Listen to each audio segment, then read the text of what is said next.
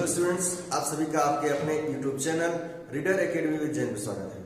और आज हम लोग पढ़ने वाले हैं प्रेसिडेंट यानी कि संघ की कार्यपालिका के अंतर्गत। जैसा कि हम पहले वीडियो बना चुके हैं, पहले पढ़ा चुके हैं कि संघ की कार्यपालिका यानी कि कार्यपालिका, न्यायपालिका, विधायिका, इसमें अंतर क्या है। यदि आप उस वीडियो को नहीं देखे हैं तो सबसे पहले उस वीडियो को देखिए, उसके बाद इस वीडियो को देखिए और वीडियो को पूरी शुरू से अंत तक देखा करिए दोस्तों, ताकि एक आपको कॉन्सेप्ट मिल जाएगा। इसके बाद मैं गारंटी से के साथ कहता हूं कि यदि आप उसके बाद किताब से पढ़ते हैं तो आपको कोई समस्या नहीं आने वाली है। चलिए तो वीडियो को शुरू करते हैं। तो सबसे पहली बात करें तो कार्यपालिका, संघ की कार्यपालिका, और संघ की कार्यपालिका का प्रधान राष्ट्रपति होता है। और राष्ट्रपति होता है, देखिए दोस्तों, राष्ट्रपति होता है, लेकिन जो वास्तविक होता है, लेकिन प्रधान जो होता है, लेकिन ये कैसा होता है, नाम मात्र का होता है। कैसा दोस्तों, नाम मात्र का होता है।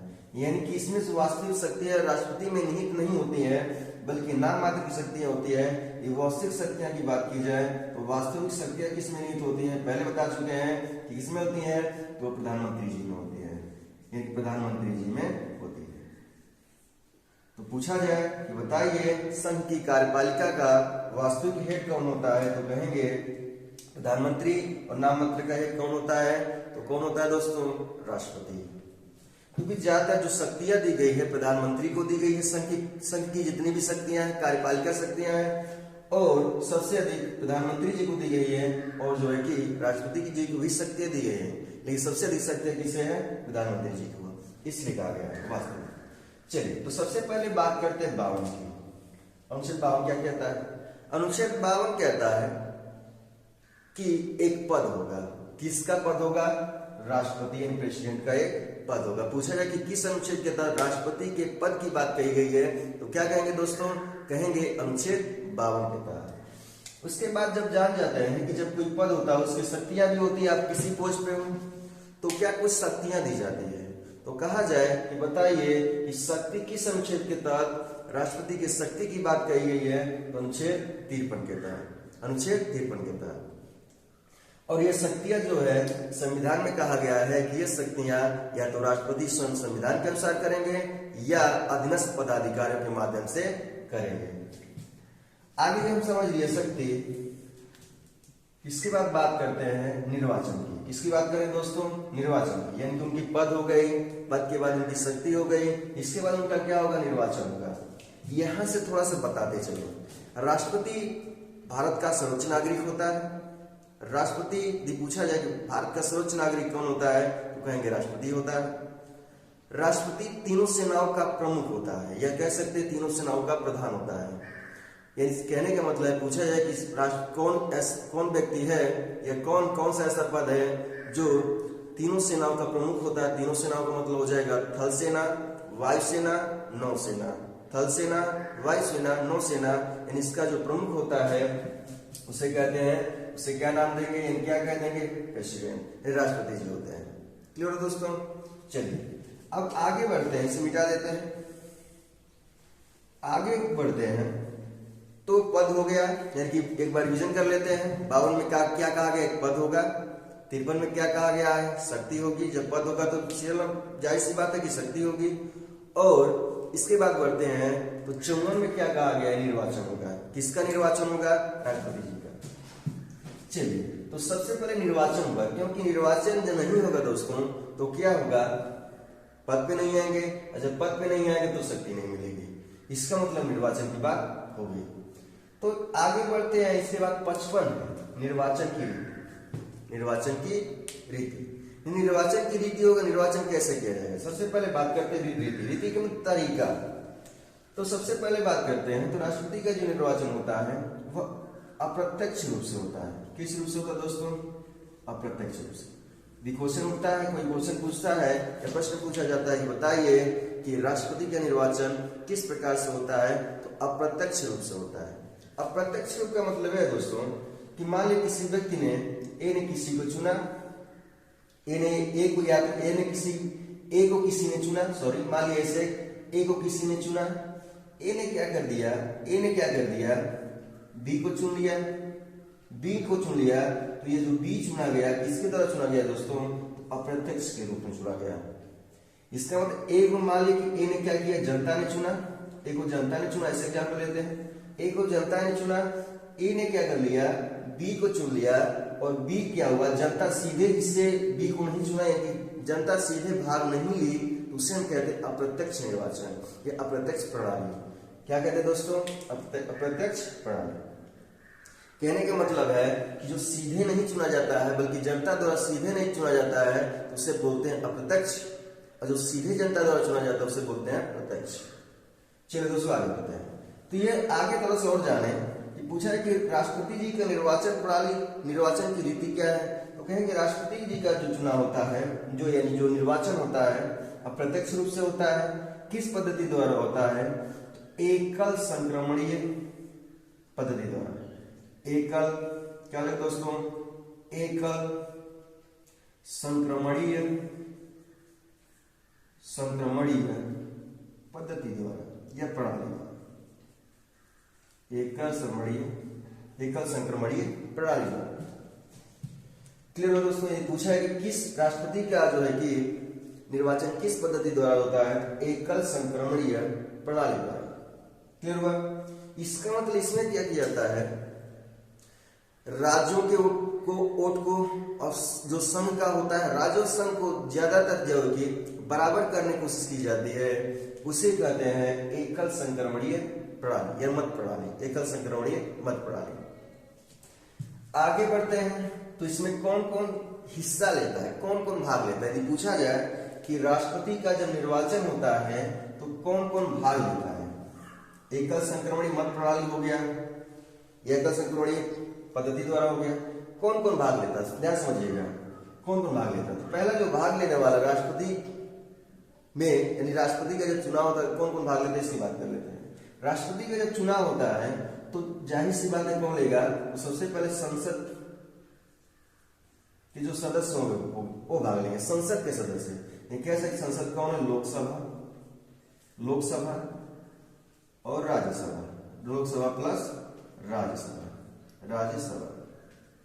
और आपको याद रखना है लोकसभा और राज्यसभा में है, लेकिन कौन सदस्य भाग लेते हैं, तो सिर्फ जो निर्वाचित होते हैं वही राष्ट्रपति जी के चुनाव में भाग लेते हैं।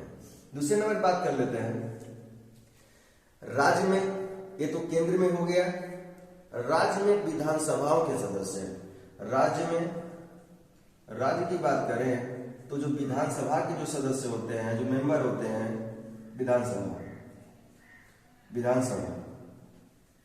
के जो सदस्य होते हैं, कौन होते हैं दोस्तों, जो सदस्य होते हैं। और कैसे सदस्य होते हैं तो याद होना चाहिए, वो निर्वाचित होते हैं। निर्वाचित का मतलब ये होता है, देखिए दो तरह से होते हैं, एक मनोनीत किए जाते हैं, एक निर्वाचित किए जाते हैं। तो देखिए दोस्तों, जो जनता द्वारा चुने जाते हैं उसे बोलते हैं निर्वाचित हो गए वो, लेकिन जनता द्वारा नहीं चुने गए उसे बोलते हैं मनोनीत हो गए वह। इसका मतलब यह है कि जितने भी हैं जो है विधानसभा के भी जो सदस्य होंगे निर्वाचित होंगे, उसी को वही क्या करेंगे, राष्ट्रपति जी के चुनाव में भाग ले पाएंगे। इसके बाद आगे बढ़ते हैं तो और आगे बात चल जाती है तीसरा यह है कि केंद्र शासित प्रदेश के भी कुछ भाग लेते हैं। कौन कौन लेते हैं, तो दिल्ली प्लस पुदुचेरी।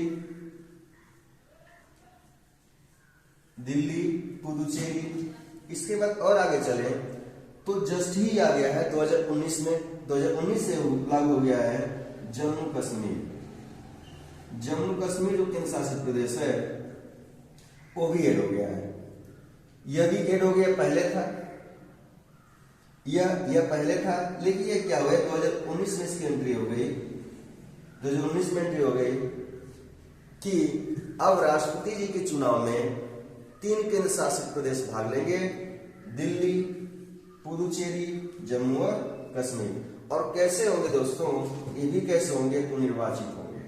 कैसे होंगे, तो निर्वाचित होंगे। आपको ये बात याद रखनी है कि कौन कौन पूछ लेता है क्वेश्चन में, कौन कौन भाग लेंगे। तो देखिए एक बार और रिविजन कर लेते हैं।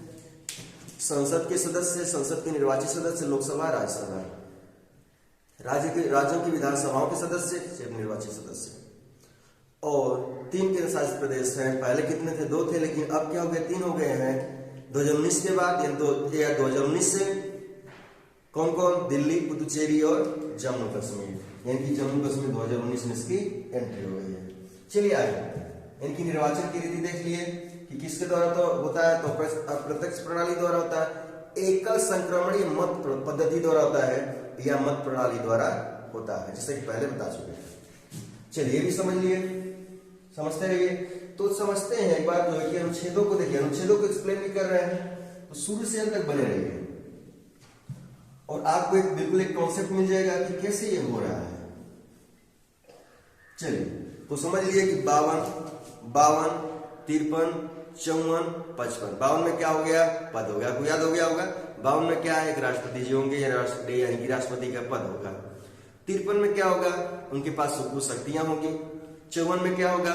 उनका निर्वाचन होगा। अरे निर्वाचन होगा तभी तो क्या होगा? उनके पद मिलेगा, फिर शक्तियां मिलेगी। उसके बाद 55 में बताया गया उनकी निर्वाचन की रीति, उनको निर्वाचन करने का क्या तरीका होगा उसके बारे में बताया गया। चलिए आगे बढ़ते हैं। पद अवधि, पद अवधि यानी कि उनकी पद का समय कितना होगा। तो बात करें 56 में पद अवधि की बात की गई, कितने जो है कि उनका समय कितना होगा, तो कह सकते हैं कि राष्ट्रपति जी का जो सामान्यतः कितना होता है? 5 वर्ष का होता है। कार्यकाल कितना होता है? राष्ट्रपति जी का कार्यकाल कितना होता है? तो कहेंगे कि 5 वर्ष। कितना दोस्तों? 5 वर्ष। कितना होता है? 5 वर्ष। यानी कि जब क्या होगा, कब से काउंटिंग की जाती है भी समझ लेते हैं। जब राष्ट्रपति जी शपथ लेते हैं, जब राष्ट्रपति जी शपथ लेते हैं और शपथ लेने के बाद जैसे शपथ लेते हैं उसी दिन से उनकी काउंटिंग शुरू हो जाती है कि पद पे आसीन हो जाते हैं। किस पद पे? राष्ट्रपति जी के पद पे। चलिए तो यहां तो समझ लिए कार्यकाल हो गया, फिर समानता। लेकिन क्या होगा, कोई इमरजेंसी आ गया, इमरजेंसी आ गया तो उसमें भी कार्यकाल बढ़ सकता है, इमरजेंसी आपातकाल के लिए। चलिए इसको समझते हैं। अब ये तो हो गया, लेकिन शपथ की बात भी आएगा तो क्या होगा उसको बताएंगे। इनकी पद अवधि बात कर लें तो सामान्यतः कितना होता है? 5 वर्ष होता है। यानी कि जब से वो शपथ ले लेते हैं उनकी जो की काउंटिंग शुरू हो जाती है। चलिए तो 56 में देख लिए पद अवधि की बात हो गई। 57 की बात करते हैं, पुनर्निर्वाचन। पुनर्निर्वाचन का मतलब कि राष्ट्रपति जी का क्या है कि 57 में कहा गया है कि राष्ट्रपति पद के लिए कोई व्यक्ति एक बार राष्ट्रपति बन चुका है तो क्या उसका फिर से निर्वाचन हो सकता है। एक बात और जानने की बात है, रोचक बात यह है कि संविधान में यह नहीं कहा गया है कि कोई व्यक्ति कितनी बार राष्ट्रपति चुना जा सकता है। यानी कि इस मामले में संविधान क्या है दोस्तों, इस मामले में संविधान मौन है, शांत है, चुप है कि ये नहीं कहा गया, सिर्फ पुनर्निर्वाचन की बात कही गई है और कितनी बार पुनर्निर्वाचन हो सकता है इसके बारे में संविधान में नहीं कहा गया है। लेकिन आप उधर पढ़ते हैं अमेरिका के संविधान में, यदि अमेरिका के संविधान में जाते हैं तो उसमें व्यवस्था की गई है कि एक व्यक्ति अधिकतम 2 बार राष्ट्रपति चुना जा सकता है और 2 बार से अधिक राष्ट्रपति नहीं चुना जा सकता है। लेकिन भारतीय संविधान में क्या किया गया है कि बताया गया है कि पुनर्निर्वाचन तो होगा, लेकिन कितनी बार होगा उसकी कोई जानकारी संविधान में नहीं मिलती है। क्योंकि भारत के संविधान में कह सकते हैं, जो भारत का संविधान है वह कितनी बार भी राष्ट्रपति का किया जा सकता है, चुना जा सकता है, बस जीतना चाहिए। चलिए आगे, इसके बाद तुरंत हो गया, आगे चले तो 57 हो गया, 57 खत्म कर लिए, 56 पद अवधि, 57 पुनर्निर्वाचन। आगे बढ़ते हैं 58 की जो योग्यता होगी। क्या होगी दोस्तों? योग्यता। यानी कि राष्ट्रपति जी के पास क्या होगी? योग्यताएं होगी। किसी भी कोई पोस्ट के लिए एलिजिबिलिटी होती है, योग्यता होती है। आप कोई फॉर्म डालते हैं उसके लिए भी एलिजिबिलिटी होती है, योग्यता होती है।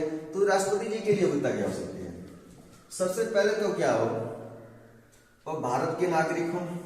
सबसे पहले देखा जाए तो सबसे पहले योग्यता होनी चाहिए कि वो भारत के नागरिक हो। लेकिन वह जन्म से नहीं हो, ये कोई मायने नहीं रखता है कि जन्म से ही हो, ये कोई मतलब कि जो भारत में ही पैदा हुआ राष्ट्रपति बन सकता है, ऐसी बात संविधान ने कही है। यानी कि यह कहा गया है कि वो भारत का नागरिक होना चाहिए। दूसरी बात यह है कि उसकी आयु कितनी वर्ष होनी चाहिए दोस्तों? तो 35 वर्ष होनी चाहिए। कितनी वर्ष होनी चाहिए? 35 वर्ष। राष्ट्रपति हो गए, राज्यपाल हो गए, इन लोगों की आयु कितनी वर्ष होनी चाहिए? 35 वर्ष। 35 वर्ष होनी चाहिए। तीसरी बात यह हो गई कि यह लोकसभा के सदस्य बनने की योग्यता रखते हैं। किसके सदस्य की? लोकसभा की। तो लोकसभा के सदस्य चुने जाने की योग्यता रखते हो। और आगे बात करें तो चौथा तो वही है कि जो है कि चित्त विकृत या मानसिक रूप से कमजोर ना हो, स्वस्थ हो, ये सब बातें चौथे नंबर पे आ जाएंगे।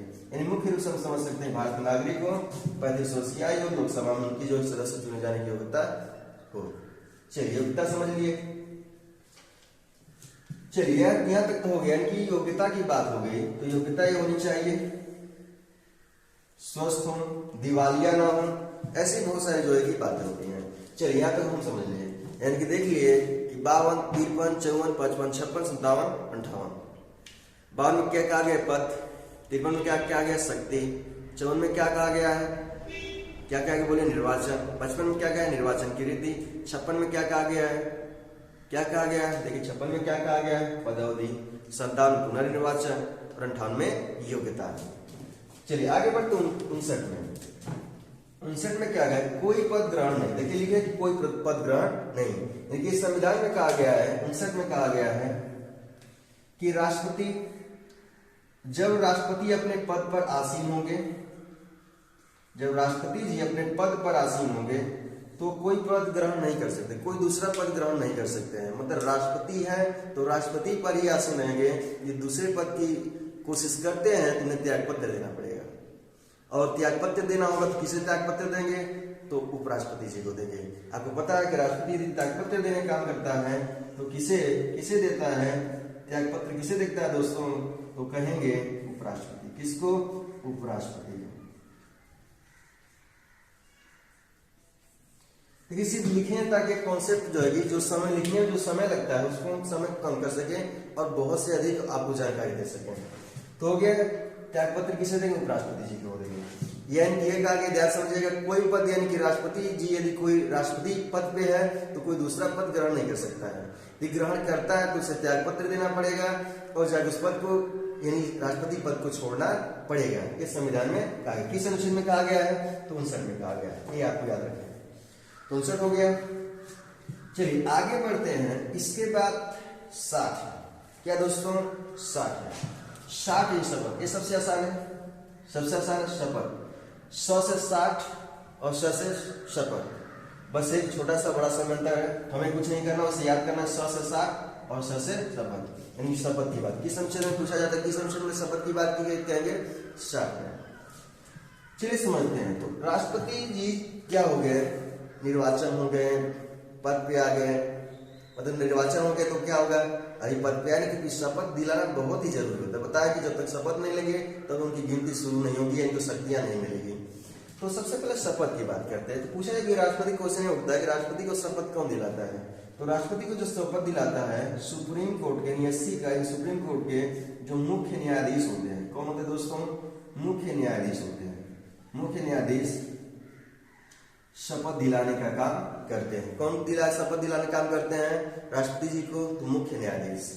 आगे बढ़े, यदि मुख्य न्यायाधीश नहीं है, किसी का अनुपस्थित है, अनुपस्थिति की स्थिति में है, पद खाली है, तो कौन है, तो उसी सुप्रीम कोर्ट का जो वरिष्ठ न्यायाधीश होगा, जो वरिष्ठ न्यायाधीश होगा वो क्या करेगा, शपथ दिलाने का काम करेगा।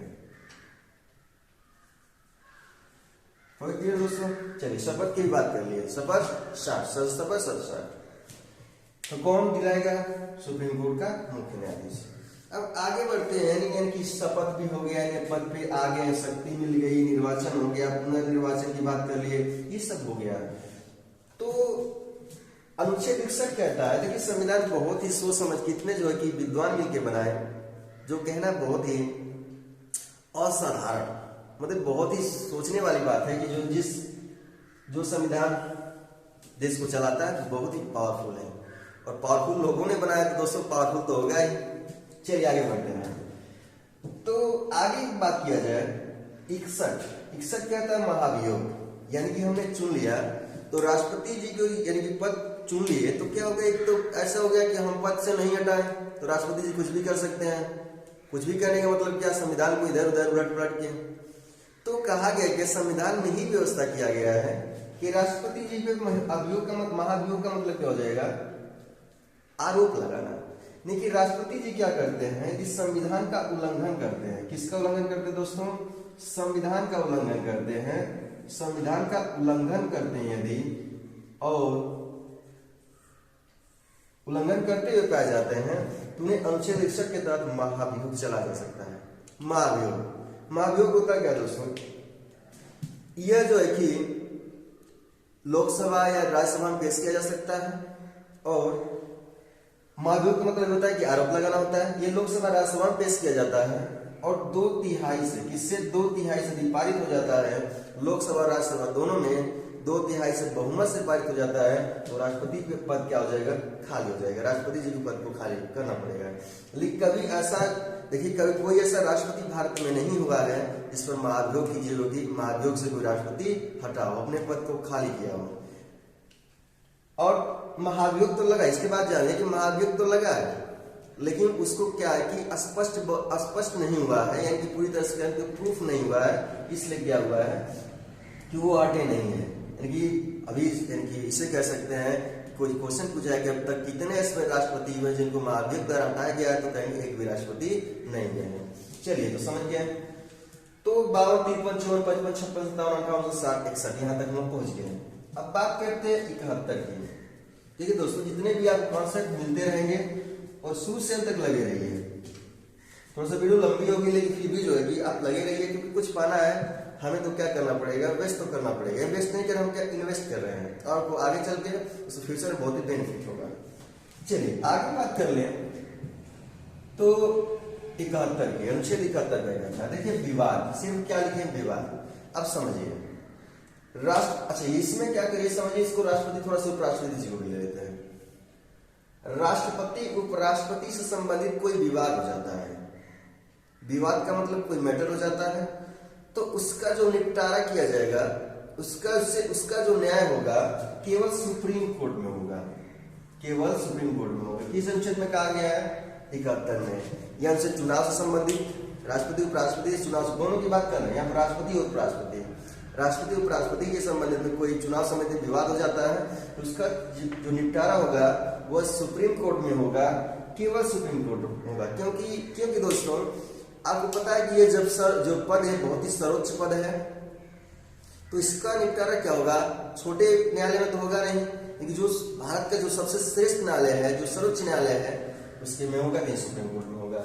तो यदि पूछा जाए कि विवाद हो जाए किस न्यायालय में होगा, किस अनुच्छेद में कहा गया 71 में। चलिए आगे बढ़ते 72 अनुच्छेद 72।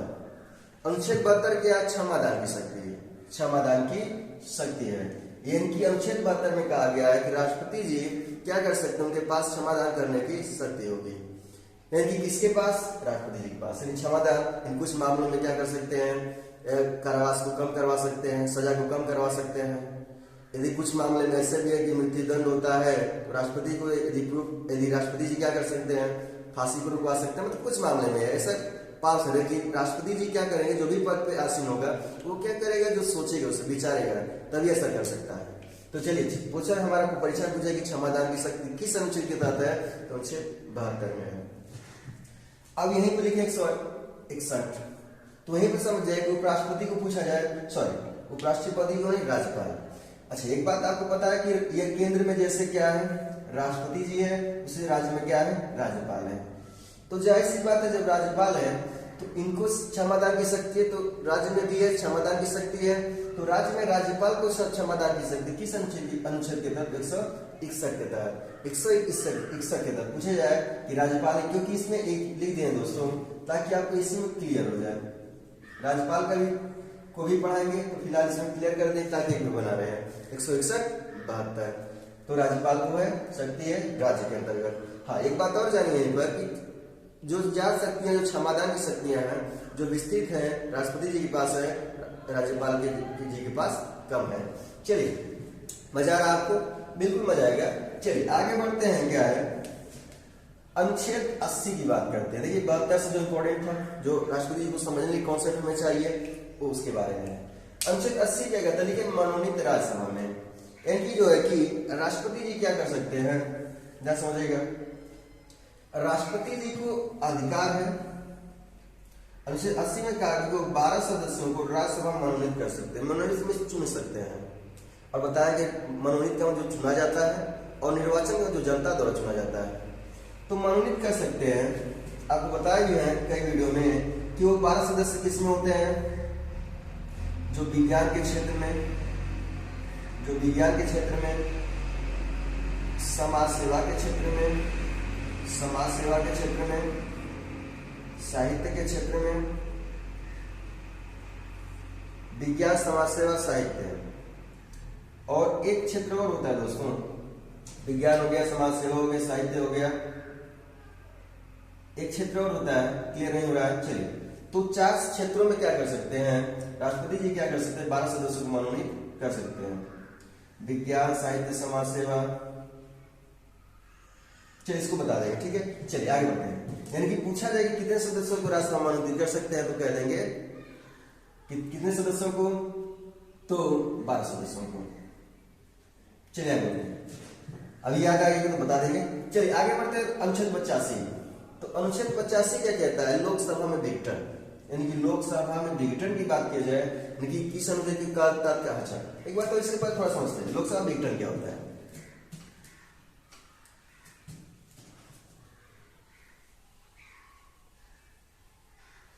लोकसभा विघटन यानी कि अनुच्छेद 85 में लोकसभा विघटन की बात की है। आपको पता है कि लोकसभा का कार्यकाल क्या होता है, 5 साल का होता है। लोकसभा कार्यकाल कितना होता है, 5 साल का होता है। लेकिन जब लोकसभा में कौन होता है, प्रधानमंत्री जी होते हैं। आपको पता है कि कौन होता है, प्रधानमंत्री जी होते हैं। जब प्रधानमंत्री जी निवेदन करते हैं कि अब मैं क्या प्रधानमंत्री पद पे नहीं रहना चाहता हूं, या मैं लोकसभा का विघटन करना चाहता हूं, जब प्रधानमंत्री जी ही नहीं रहेंगे तो लोकसभा का विघटन हो जाएगा, इस लोकसभा का खत्म हो जाएगा, विघटन इस खत्म हो जाएगा, तो लोकसभा क्या हो जाएगा, खत्म हो जाएगा। किस ये कहा गया, किस अनुच्छेद में कहा गया कि लोकसभा विघटन हो जाएगा, 85 में। अब किससे जा कहेंगे, राष्ट्रपति जी से, यानी कि लोकसभा का विघटन किया जाएगा। तो लोकसभा का विघटन कौन करता है, इसकी शक्ति किसे प्राप्त है, तो राष्ट्रपति जी को प्राप्त है। जैसे लोकसभा का विघटन हो जाता है, यह सूचना राष्ट्रपति जी किसे देंगे, लोकसभा अध्यक्ष को देंगे। किसे देंगे, यानी कि जैसे कहेंगे कि बात आएगी लोकसभा विघटन की, तो उसकी जो सूचना होगी किसे देंगे, तो लोकसभा के विघटन की सूचना किसे देंगे, राष्ट्रपति जी, तो लोकसभा अध्यक्ष को देंगे। किसे देंगे, लोकसभा अध्यक्ष। और इसमें लोकसभा अध्यक्ष आपको पता है कि ओम बिरला जी हैं। चलिए आगे बढ़ते हैं। 85 हो गया। इसके बाद देखते हैं अनुच्छेद 108। अनुच्छेद 108 संयुक्त अधिवेशन क्या हो जाएगा दोस्तों, संयुक्त अधिवेशन। संयुक्त अधिवेशन चलिए देखते हैं। संयुक्त अधिवेशन क्या, जब क्या है, लंबे समय से कोई बिल फंसा कोई बिल यानी विधेयक फंसा हो, और वो कैसा विधेयक है दोस्तों, साधारण विधेयक हो। साधारण विधेयक हो, साधारण विधेयक हो, कोई लंबे समय से वो बिल फंसा हो और साधारण विधेयक हो, तो राष्ट्रपति जी संयुक्त अधिवेशन बुला सकते हैं। वो पूछा जाए संयुक्त अधिवेशन बुलाने की शक्ति किसे प्राप्त है, तो राष्ट्रपति जी को प्राप्त है। किस अनुच्छेद के तहत, 108 के तहत। संयुक्त अधिवेशन का मतलब क्या, बुला की बैठक होगी और बात विचार किया जाएगा इस बिल पे क्या समस्याएं हैं, उसको सुलझाने का काम करेंगे। लेकिन यहाँ पर जब बुलाया जाएगा तो राष्ट्रपति जी को अधिकार है, लेकिन उसकी अध्यक्षता कौन करेगा, तो उसकी अध्यक्षता कौन करेगा, तो लोकसभा अध्यक्ष। यदि पूछा है कि उसकी अध्यक्षता कौन करेगा, तो लोकसभा अध्यक्ष, राष्ट्रपति जी नहीं करेंगे। चलिए क्लियर हो गया।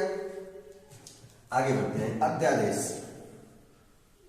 अध्यादेश तो क्या हो जाएगा, अध्यादेश। देखिए अध्यादेश क्या है, इसको समझते हैं।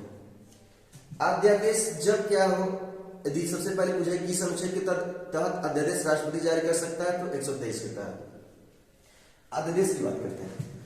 जब संसद का सत्र नहीं चल रहा हो, जब क्या होगा दोस्तों, संसद का सत्र नहीं चल रहा हो और किसी कानून की आवश्यकता पड़ी, यानी देश को बहुत ही कानून की बहुत ही जरूरी हो गई, बिल्कुल उस कानून को बनाना आवश्यक हो गया, जरूरी हो गया, और संसद का सत्र नहीं चल रहा है। जब संसद का सत्र नहीं चल रहा है तो राष्ट्रपति जी क्या करेंगे, राष्ट्रपति जी क्या करेंगे, जो पहले लोकसभा, राज्यसभा और राष्ट्रपति प्रेसिडेंट तीनों से मिलकर जो पहले कानून बन रहे थे, कि सबसे पहले कोई कानून हो गया, मान के लोकसभा में पेश हो गया, राज्यसभा में पेश हो गया, दोनों पास हो गया, किसके पास जाएगा, प्रेसिडेंट के पास। तो क्या हो गया, अब वो संसद तो चल ही नहीं रहा है, तो उस समय जब कानून की जरूरत पड़ेगी तो तीनों शक्तियों का प्रयोग क्या करेंगे, राष्ट्रपति जी खुद करेंगे, प्रेसिडेंट खुद करेंगे, यानी कि खुद। तो क्या हो जाएगा, तीनों शक्तियों का प्रयोग करके जब अपना बनाए, एक कानून बनाने का काम किए, तो क्या हो गया, उसे बोलते हैं अध्यादेश। तो पूछा किस अनुच्छेद के तहत किया जाता है अध्यादेश जारी किया जाता है, तो 123 के तहत। उसी तरह से क्या राज्यपाल भी जारी करेगा दोस्तों, देखिए यहाँ पर है राज्यपाल, यानी कि ये जब बात करें 123 के तहत, यहाँ देख लीजिए थोड़ा सा ब्लैक से लिख देते हैं, ये 123 है। जब 123 के तहत है राष्ट्रपति जी जारी करेंगे, तो 213 के तहत कौन जारी करेंगे दोस्तों, 213 के तहत तो राज्यपाल के पास शक्तियां हैं, अध्यादेश जारी करने की शक्ति राज्यपाल के पास 213 के तहत। यानी कि जैसे बताएं, जैसे क्या केंद्र में राष्ट्रपति जी, उसी तरह संघ में, जैसे केंद्र में राष्ट्रपति संघ में नहीं, संघ केंद्र का मतलब एक ही होता है। तो संघ में जैसे राष्ट्रपति जी है, उसी तरह राज्यों में कौन है, राज्यपाल है। तो राज्यपाल को जो अध्यादेश जारी करने से 213 के तहत है। अब क्वेश्चन में चलिए और आगे बात कर लेते हैं 143